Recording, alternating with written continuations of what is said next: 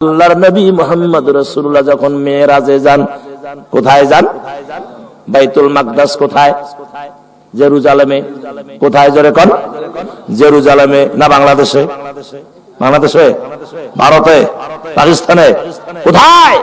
Jerusalem একটা দেশ, সেই দেশে কি বাইতুল মাকদাস সর্বপ্রথম কেবলা ছিল আমার নবীর কোনটা? বাইতুল মাকদাস। আর কাবা শরীফ পরে হইছে। কি কাবা শরীফ কি পরে হইছে না আগে কোথায় ছিল? বাইতুল মাকদাস ছিল, পরে হইছে কোনটা? কাবা শরীফ। আলহামদুলিল্লাহ বলেন। নামাজরত অবস্থায় হুজুরকে আল্লাহ বলেছেন, হুজুর আপনি নামাজরত অবস্থায় ঘুরে যান। ওই বাইতুল মাকদাসের দিকে তিনি নামাজ পড়তেছিলেন আর আল্লাহর হুকুম দিলেন যে কাবার দিকে আপনি মুখ করেন। এই জন্য কেবলা তাইনে একটা মসজিদ আছে আমার ভাইয়েরা, যারা আপনার কি বলে ওই উমরা বাঁধার জন্য, উমরার ইহরাম পরার জন্য যারা আয়েশা মসজিদে যায়, আয়েশা মসজিদে যাওয়ার সময় এই মসজিদটা পাবেন। সেই মসজিদটা হলো কেবলা তাইন মসজিদ, দুই কেবলার মসজিদ। ধরে বলেন সুবহানাল্লাহ। সম্মানিত ভাইয়েরা, আল্লাহর নবী মেরাজে যখন রওনা দিলেন, মেরাজে রওনা দেওয়ার সময় নবীজির চোখে পানি দিয়ে চোখটা ভিজে গেল, চোখ দুটো ভিজে গেল। জিবরাইল বলে, হুজুর গো আপনি কান্দেন কেন, কি হয়েছে? আল্লাহর নবী বললেন, ও জিবরাইল, আমি মেরাজে যাচ্ছি, এই যে একটা খুশির খবর, এই যে এত সুন্দর একটা বুরাক আমার সামনে হাজির করা হলো। ইয়া জিবরাইল, আমি যখন বুরাকে চড়তে যাব আমার মনটা কেঁদে উঠলো, হায় হায় আমি বুরাকে চড়তেছি, আমার উম্মতেরা এরকম বুরাক পাবেনি, আমার উম্মতরা এরকম বোরাকে চড়তে পারতো, আমার হৃদয়টা ঠান্ডা হয়ে যেত।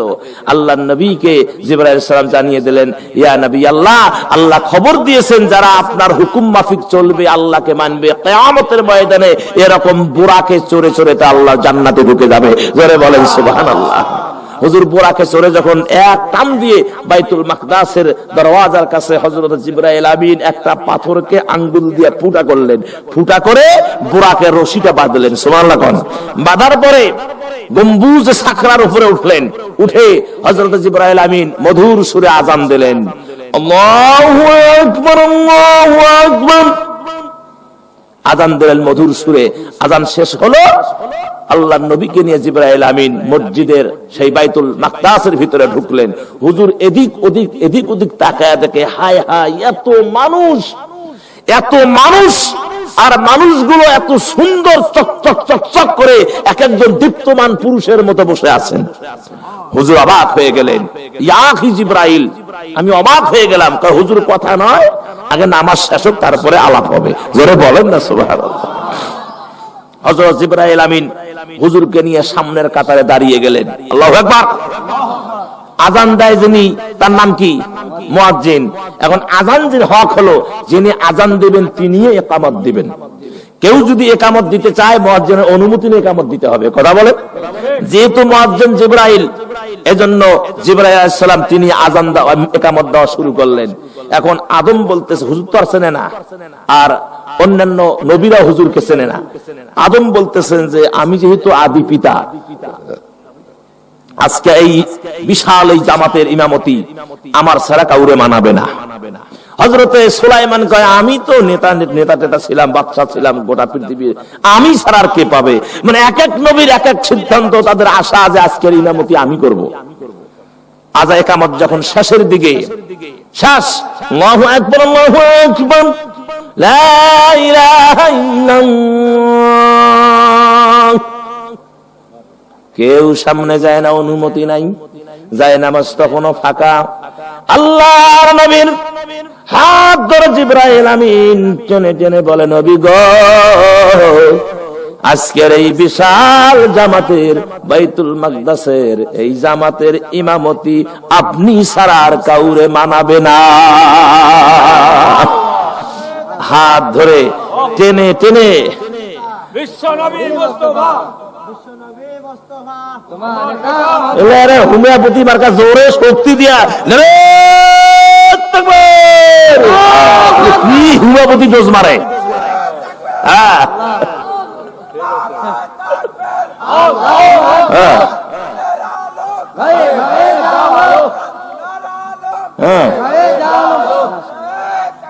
হ্যাঁ, এরও মাঝে মাঝে দুই একটা দিলে তা মানায় না। এর না বয়স্ক না চ্যাংরা, এরপর থেকে ভালো করে দিবে, এরপর থেকে দিলে জোরে সরে দিবে না।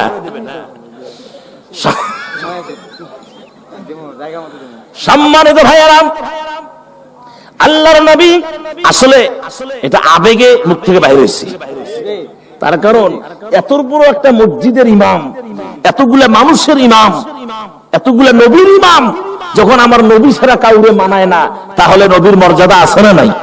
উনি আবেগে আপ্লুত হয়ে মুখ থেকে অটোমেটিক মিছিল বাইরে হয়ে গেছে। কথা বলে। সম্মানিত ভাইয়েরা, আল্লাহর নবী মুহাম্মদ রাসূলুল্লাহ সাল্লাল্লাহু আলাইহি সাল্লাম ইমামতি করলেন, নামাজ 2 রাকাত পড়ালেন। পড়ার পরে খুতবা শুরু হলো। এক একজন নবী খুতবা দিলেন, আমার নবী শেষে খুতবা দিলেন। তাহলে শেষে যিনি খুতবা দেয় তার মর্যাদা বেশি না তৃতীয় চতুর্থ পঞ্চম বক্তার মর্যাদা বেশি? শেষের বক্তা হলো প্রধান বক্তা, ঠিক কিনা? আমার ভাইজান শেষে ওয়াজ যে করে তাই হলো প্রধান বক্তা, ঠিক কিনা?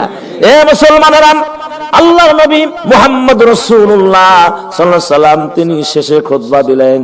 দেওয়ার পরে যখন নামাজ শেষ হয়ে গেল, খুতবা শেষ হয়ে গেল, পরিচয় চলছে। আমার ভাইজান পরিচয় হচ্ছে, আল্লাহর নবী জিবরাইল আমিনকে বলে, ও জিবরাইল, ও জিবরাইল, এতগুলো মানুষ নুরানি চেহারা, এরা কারা? হযরত জিবরাইল আমিন হুজুরের কানে কানে বললেন, নবী গো, আপনি কি চেনেন না এই বাইতুল মাকদাসের ভিতরে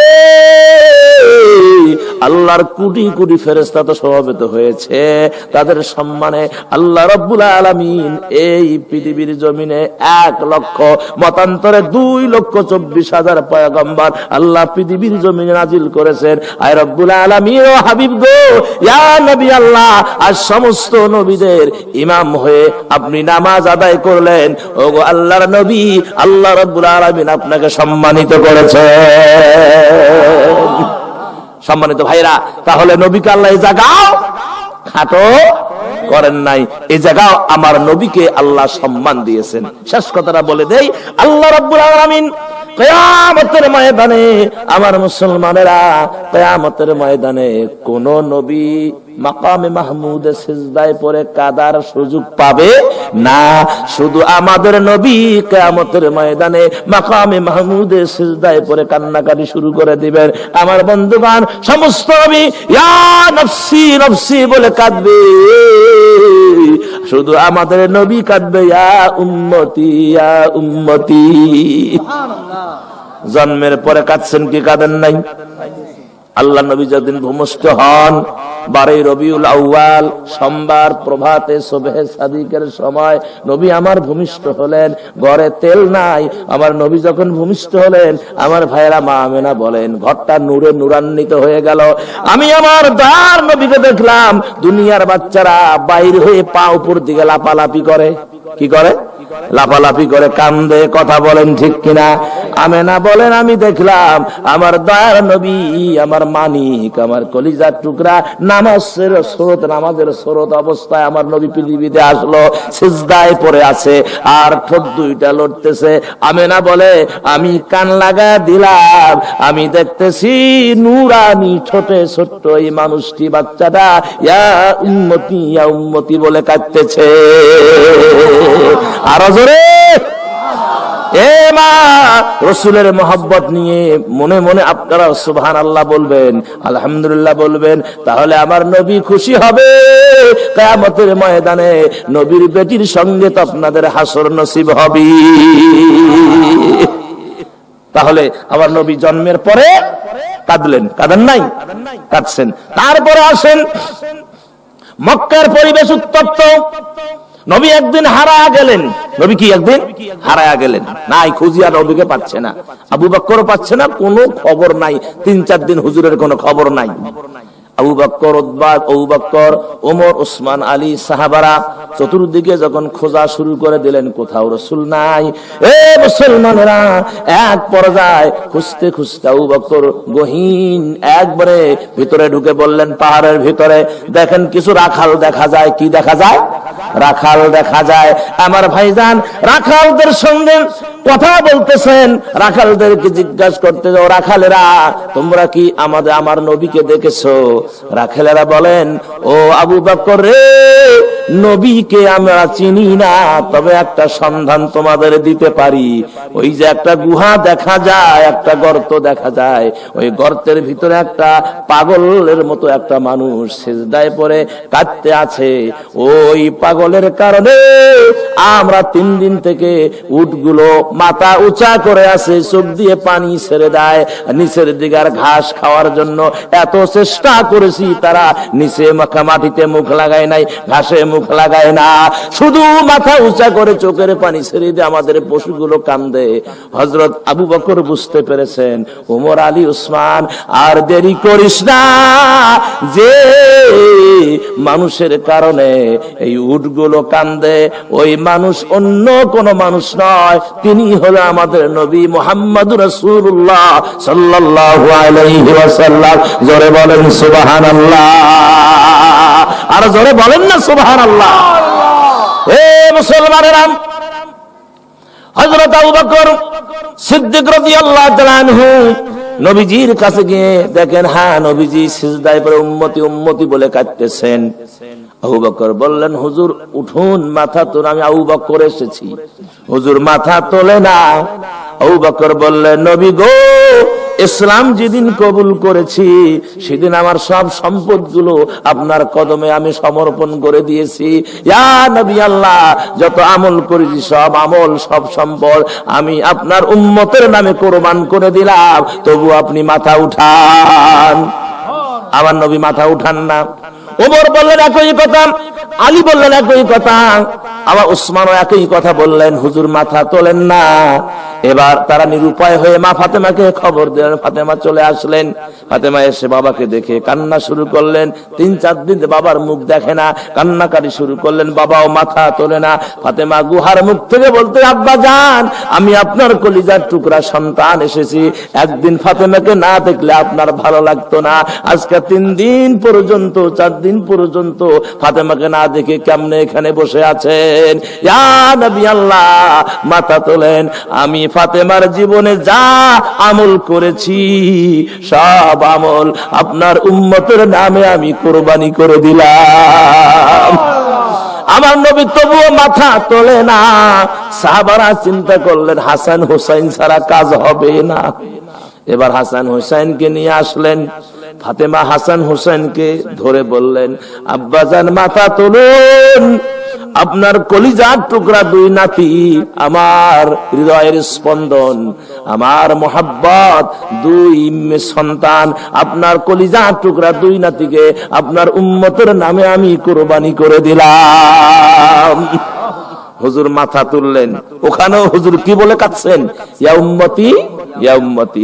এ মুসলমানেরা, এখন কবরে আছেন কি? ইয়া উম্মতি, ইয়া উম্মতি। হর রাত হর দিন হর ঘড়ি ইয়া উম্মতি, ইয়া উম্মতি कहते थे सुबह शाम या उम्मती या उम्मती। সব সময় নবী ইয়া উম্মতি উম্মতি বলে কাঁদতেছেন। শিশু বেলায় কাঁদলেন, আমার ভাইয়েরা বড় হয়ে কাঁদলেন, মরণের সময় কাঁদলেন, এবং কবরে গিয়ে কাঁদতেছেন। কিয়ামতের ময়দানে মাকামে মাহমুদ সিজদায় পড়ে কাঁদবেন আর বলবেন যে, আল্লাহ, আমার কাছে খবর এসেছে, আমাকে লুকা লুকা নিয়ে আমার উম্মতদেরকে জাহান্নামে দিচ্ছ। আয় রব্বুল আলামিন, আমার গায়ের দেহের এখনো দাগগুলো শেষ হয়ে যায় নাই, এখনো আমার গায়ের দেহের এখনো দাগ লেগে আছে। উহুদের ময়দানে কত কষ্ট সহ্য করেছি, ও আল্লাহ, তায়েফের ময়দানে কাফের বেঈমান মুশরিক আমারে বৃষ্টির মতো পাথর নিক্ষেপ করেছে। আয় রব্বুল আলামিন, সব আপনি জানেন। সেই পাথরগুলো লেগে লেগে আমার দেহে লেগে লেগে ফেটে গিয়েছে, রক্ত ঝরেছে। আয় রব্বুল আলামিন, আমি 1বার 2বার নয়, ওই তায়েফের ময়দানে 3বার বেহুশে পড়ে গিয়েছিলাম। আল্লাহ, আজকে সেই রক্তের, সেই দেহের দাগের বিনিময় আমার গুনাহগার উম্মতদেরকে তুমি ক্ষমা করে দাও। এ মুসলমানেরা, আল্লাহর নবী মাথা তোলেন, আল্লাহ বলেন নবী গো মাথা তুলুন। নবীজি বলেন যে আল্লাহ, উহুদের ময়দানের দান মুবারকের শহীদের বিনিময়ে আমার উম্মতের মাফ করে দাও। হেলমেট ভেঙে কড়া ঢুকার কারণে আল্লাহ আমার উম্মতকে মাফ করে দাও। এভাবেই নবীজি কাঁদতে থাকবেন। তাহলে বলুন নবীর দয়া উম্মতের প্রতি আছে না নাই? এত বড় একজন সম্মানিত নবী উম্মতের জন্য পাগল। সুবহানাল্লাহ। অন্যান্য জামানার নবীরা উম্মতের জন্য দোয়া করেন নাই, বরঞ্চ ধ্বংসের দোয়া করছেন।